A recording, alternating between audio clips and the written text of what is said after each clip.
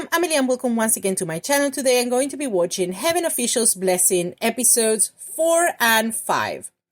And maybe 6. We'll see. We'll see how I feel after I watch 5. I'll be honest, it's 2:15 in the morning, so it's pretty late. I've just arrived from having a few drinks with my friends, and actually I haven't drunk. At least I haven't drank any alcohol, so I'm not drunk, but I am pretty tired. So I don't know if after episode 5, I'm going to be awake enough to be interested when I do my comments for the show. So let's see what happens up to episode 5, and then I'll decide if I do episode 6. Actually, you already know, because I probably put it in the title of this video. So this is more of a mystery for me than it is for you. So, Heaven Official's Blessings, I actually really enjoying this. I feel like whenever I watch something Chinese, I always have the expectation that I'm going to be confused the first couple of episodes. But I feel in this case, they did something that I think in a way lessened my confusion, which is the fact that when it started rather, obviously we have everything that happened in the first episode, but then it goes straight to this mystery solving. And I think that helps because the mystery is not necessarily associated with, the characters and their backstories. So I think it's a lot easier to understand the mystery, understand what they are doing, than rather understand anything else that is happening with a character. So I have no idea about the backstories. I'm very curious, but I feel that all things considered, I'm following the plot pretty well, I think. I don't want to jinx it, but I think so far I'm doing well. So what I did do was going back to the first episode and write down some names because I feel like I should stop referring to the characters by, who knows, nothing, because I had no idea who they were other than Xie Lian. I have no idea who they were. So now I have some names. So let's talk about what happened in the first 3 episodes, and then we go straight for number 4. So in the first episode, we have Xie Lian ascending to heaven. And apparently this is not the first time that he's doing. He apparently had been ascended to a god before. And let me tell you, the reception that he got was not positive. Not everybody, or I would say nobody, was actually happy that he was back, which made me very curious about what happened the previous times that he was there. Like, what did he do? It also didn't help that he caused a fuck ton of damage where he ascended. He destroyed a couple of things. He almost drops a bell on someone. So that was definitely not something that helped his case. But I would say that in general, people doesn't seem to like Xie Lian. I don't know why, because I already love him. He's adorable. So I can understand this negative reaction. Anyway, Xie Lian is once again a god, and he's talking to this character called Lin Wen. Apparently, this is not her name. This is her title, and she belongs to like the gods of literature or something like that. And I think her role is more administrative or something like that, and she's trying, she welcomed him and she's telling him like basically that he's poor, that he doesn't have they don't have money, they have these credits, I guess, and I think these credits are what help them like be more powerful as gods. I think it's what allows them to do miracles or do magic and things like that. I'm not sure. So anyway, Xie Lian doesn't have any. He's pretty poor, so he also has to now pay for the repairs that he caused, I think. So Lin Wen tells him, well, he also wins a contest, but I think that was mostly just, a way to drag him for what he did, and also for how unpopular he is. So Lin Wen tells him that there is this case about some brides being kidnapped by a ghost groom, and that if he gets involved and he solves this case, then he will receive credits. So he tells him that, well, maybe you should find people to help you. So they get into this chamber, I guess, where they can communicate with other gods. And there we met 2 other characters. One of them is called General Xuan Shen and General Nang Yang.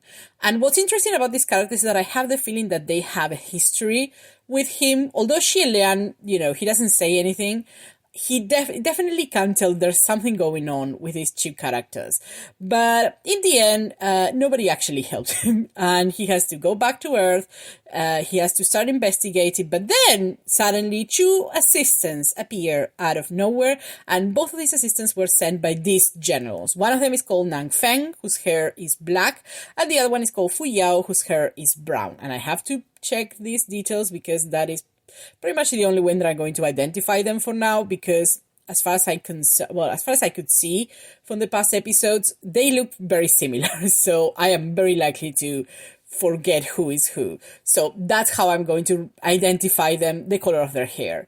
So these two guys, they are going to help Xie Lian. So they come up with a plan in which Xie Lian is going to pose as a bride to, as a sort of decoy for the ghost bridegroom, so he can, I guess, catch him in the act or something like that. So they do that. When Xie Lian appears dressed as a bride, they have a pretty negative reaction, but let me tell you, I have no idea what that was about, because I thought Xie Lian looked pretty good as a bride, but I feel like everybody else in the show thinks he's horrible. So I don't know. He looks fine to me. So he's in the sedan, the others, he has Nang Feng and Fu Yao with him, and there's a bunch of other people as well that they got.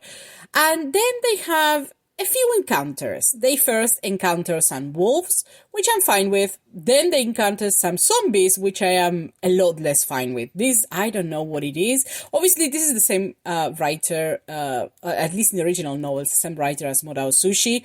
So I don't know what this person has with zombies, or maybe it's like a popular trope in this type of stories. But my God, why? Why zombies? I absolutely hate them. I already don't like horror things, but zombies in particular is something that I find very difficult to deal with.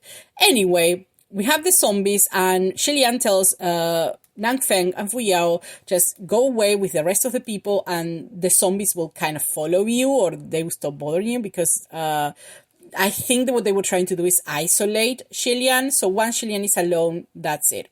So they leave, and they leave Xie Lian alone. So when he's alone, the next encounter appears, and definitely I would say that this is the most interesting one of all of them.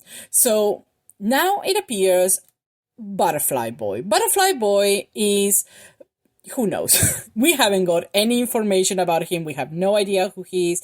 I have a suspicion that he may be the other main character of the show, because he's wearing red, and I have the feeling that all of the art that I've seen for this show and for the novel and all of that, there's always Xie Lian in white and then someone in red. So I have the suspicion that he may be that.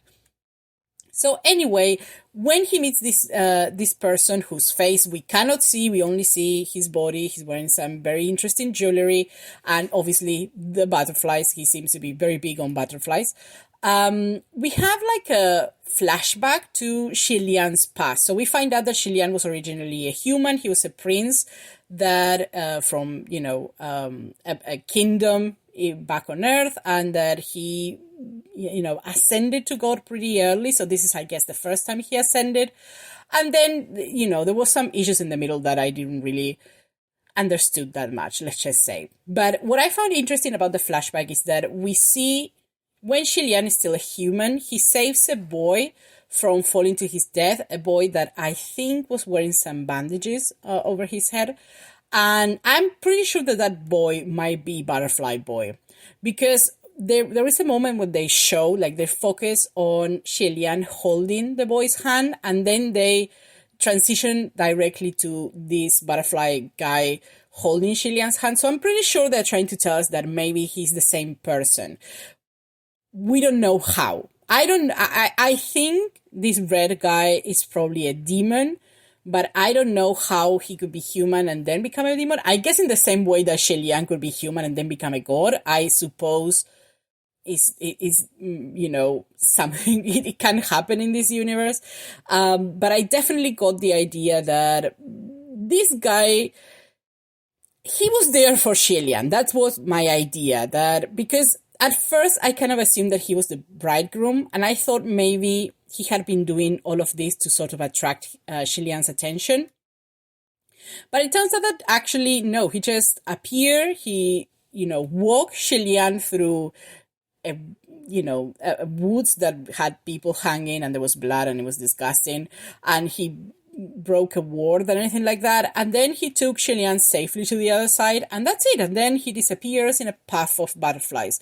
So I'm guessing that he was just there for Xie Lian. I don't think, unless we're getting some revelation in this episode that maybe he is the bride, the bridegroom, but I'm pretty sure, I think he isn't.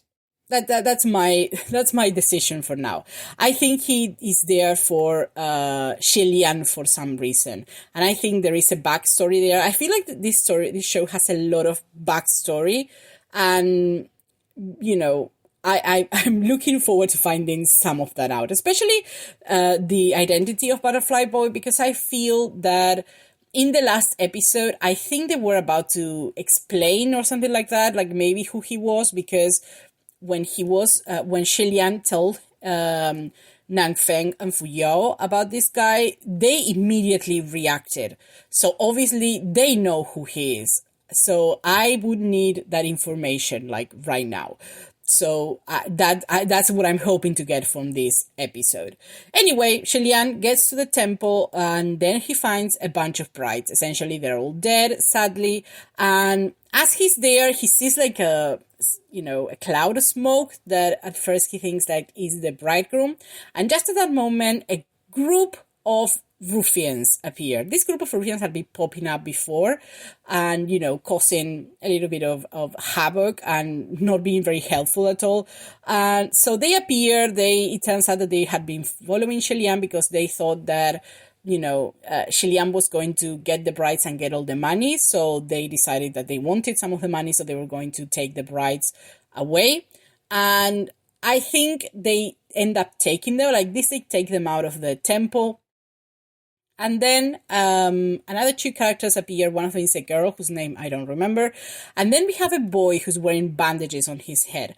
And everybody kind of assumed that maybe he is the ghost bridegroom, but I don't think he is.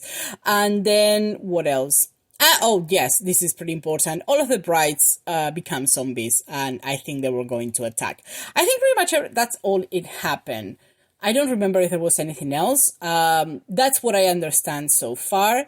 Again, I feel like compared to, if I had to compare it when I was watching, obviously not Modao Sushi, because when I watched Modao Sushi, I had already seen The Untamed, so I wasn't that lost. But if I compare it when I was watching The Untamed, or even Word of Honor, which I was completely lost for like 14 episodes, 15 episodes, something like that, I feel I more or less understand what's happening. I don't know the backstory for a lot of characters. I feel like the impression that I get from this story is that it starts in the middle and there is a whole lot of things that happen before that we are not being told. And I'm curious for that.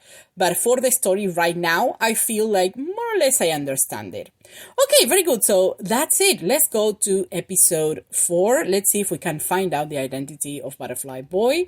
And, let's see what else happens. So episode 4 right now.